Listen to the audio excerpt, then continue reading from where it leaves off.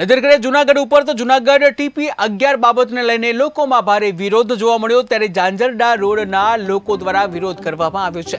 TP11 રદ કરવા માટે લોકો દ્વારા રજૂઆત કરવામાં આવી।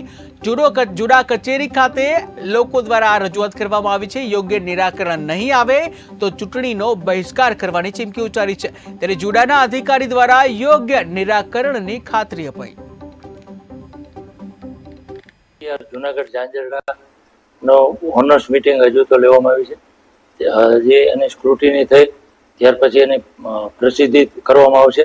પ્રસિદ્ધિ બાદ પણ વાંધા સૂચનો સાંભળવામાં આવશે અને જે લોકો ડાયરેક્ટ CM ઓફિસમાં રજૂઆત કરીએ છીએ એના અનુસંધાને 34 જણાઓને આજે રૂબરૂ બોલાવવામાં આવ્યા હતા અને એમને રૂબરૂ ટીપી સ્કીમમાં સમજૂત કરવામાં આવ્યા કે 40-50% કપાત નહીં પણ અંદાજિત 15% જેવી જ કપાત જાય છે। અમારી માંગ છે કે આ ટીપી સદંતર રદ થાય।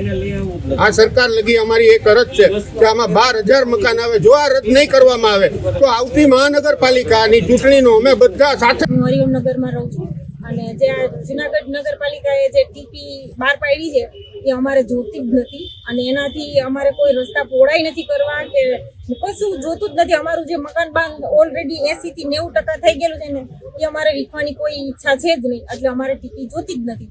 એના જેના આ વિકાસમાં નામે જે લાવ્યા છે ને એનાથી બાળકોની લાઈફસ્ટાઈલમાં ચેન્જ આવી ગયો છે। અત્યારે ક્વેશ્ચન કરે છે જે નાના બાળકોને આન્સર કરી શકતા નથી।